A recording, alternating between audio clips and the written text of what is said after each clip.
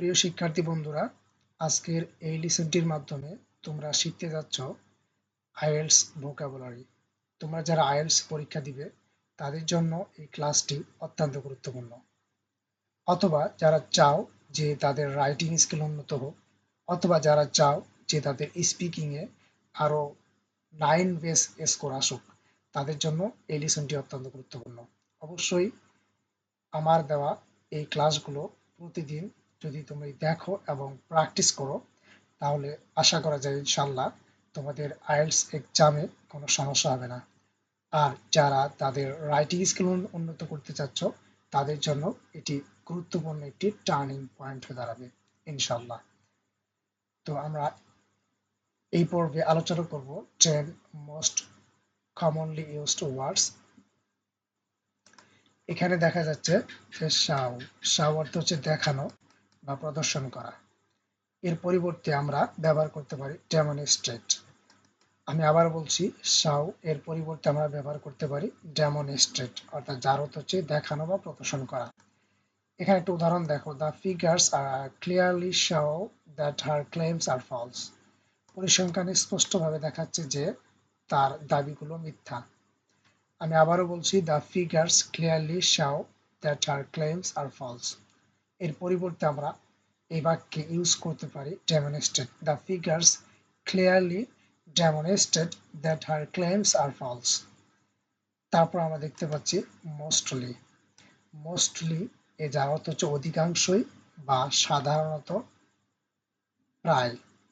এর পরিবর্তে আমরা ব্যবহার করতে পারি প্রিডমিনেন্টলি। প্রিডমিনেন্টলি আমি আবারও বলছি, মোস্টলি এর পরিবর্তে আমরা ব্যবহার করতে পারি প্রিডমিনেন্টলি। একটি উদাহরণ দেখো এখানে, the area is mostly residential. এর পরিবর্তে আমরা বলতে পারি দ্য এরিয়া ইজ প্রেডমিনেন্টলি রেসিডেন্সিয়াল। আমি আবারও বলছি, দ্য এরিয়া ইজ প্রেডমিনেন্টলি রেসিডেন্সিয়াল। এর পরিবর্তে আমরা দেখতে পাচ্ছি ইমপ্রুভ। ইমপ্রুভ এর পরিবর্তে আমরা ব্যবহার করতে পারি ইনহ্যান্স, যার অর্থ হচ্ছে উন্নত করা বা উন্নত করা। এর একটা উদাহরণ দেখি, I want to improve my YouTube channel. আমি আমার ইউটিউব চ্যানেল উন্নত করতে চাই। এর পরিবর্তে আমরা বলতে পারি I wanna enhance my YouTube channel. আমি আবারও বলছি, I wanna enhance my YouTube channel. এরপরে আমরা দেখতে পাচ্ছি থিঙ্ক অ্যাবাউট। থিঙ্ক অ্যাবাউট চিন্তা করা বা মনে করা। এর পরিবর্তে আমরা ব্যবহার করতে পারি কনসিডার। এখানে আমরা একটা উদাহরণ দেখতে পাচ্ছি, I never think about anyone but myself. I never think about anyone but myself. এর পরিবর্তে আমরা বলতে পারি I never consider anyone but myself. আমি আবারও বলছি, I never consider anyone but myself. এরপরে আমরা দেখতে পাচ্ছি সেই। সেই অর্থ হচ্ছে বলা, যার পরিবর্তে আমরা বলতে পারি স্টেট। হি সেই অর্থ হচ্ছে বলা, এর পরিবর্তে আমরা বলতে পারি স্টেট। আমরা একটু উদাহরণ দেখতে পাচ্ছি, হি said his opinion clearly. He said his opinion clearly. সে তার মতামত স্পষ্টভাবে বলল। এর পরিবর্তে আমরা বলতে পারি he stated his opinion clearly. আমি আবারও বলছি, he stated his opinion clearly. এরপর আমরা দেখতে পাচ্ছি talk about। এর পরিবর্তে আমরা বলতে পারি discuss। talk about অর্থ বলা বা আলোচনা করা। এর পরিবর্তে আমরা বলতে পারি discuss। Let's talk about the next steps. আমরা পরের ধাপ নিয়ে কথা বলি। এর পরিবর্তে আমরা আবার বলতে পারি let's discuss the next steps. আমি আবারও বলছি, let's discuss the next steps. তারপর আমরা দেখতে পাচ্ছি লিভ, যার অর্থ হচ্ছে বাস করা। এর পরিবর্তে আমরা বলতে পারি রিসাইড। এর পরিবর্তে আমরা বলতে পারি রিসাইড। যেমন আমরা একটা উদাহরণ দেখি, currently I am living in my village.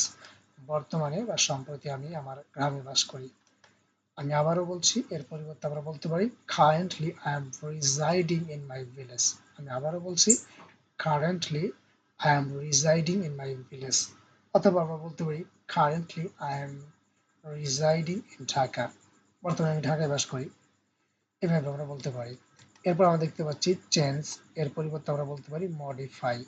Change এর পরিবর্তে আমরা বলতে পারি বা লিখতে পারি মডিফাই। উদাহরণ দেখতে পাচ্ছি the policy was changed last year, অর্থাৎ পলিসিটি লাস্ট ইয়ারে পরিবর্তন করা হয়েছিল।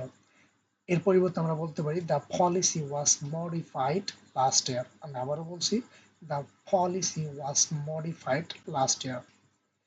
এরপর আমরা দেখতে পাচ্ছি রিডিউস, যা অর্থ হচ্ছে কমানো। এর পরিবর্তে আমরা বলতে পারি মিনিমাইজ। আমরা একটা উদাহরণ দেখতে পাচ্ছি I would like to reduce the risk, আমি রিস্কটি কমাতে চাই। এর পরিবর্তে আমি বলতে পারি I would like to minimise the risk. আমি আবারও বলছি I would like to minimise the risk, আমি রিস্কটিকে অর্থাৎ বিপদটিকে কমাতে চাই। তারপর আমরা দেখতে পাচ্ছি স্টপ মানে থামা। এর পরিবর্তে আমরা সিনোনিম ব্যবহার করতে পারি সিস, স্টপ সিস। আমরা একটু উদাহরণ দেখতে পাচ্ছি দ্য নয়েজ স্টপড সাডেনলি, অর্থাৎ শব্দটি হঠাৎ বন্ধ হয়ে গেল। The noise stopped suddenly. এর পরিবর্তে আমরা বলতে পারি দ্য নয়েজ সিস্ট সাডেনলি। আমি আবার বলছি দ্য নয়েজ সিস্ট সাডেনলি। যদি আজকের এই ক্লাসটি ভালো লেগে থাকে তাহলে অবশ্যই লাইক, কমেন্ট এবং শেয়ার করতে ভুলবে না।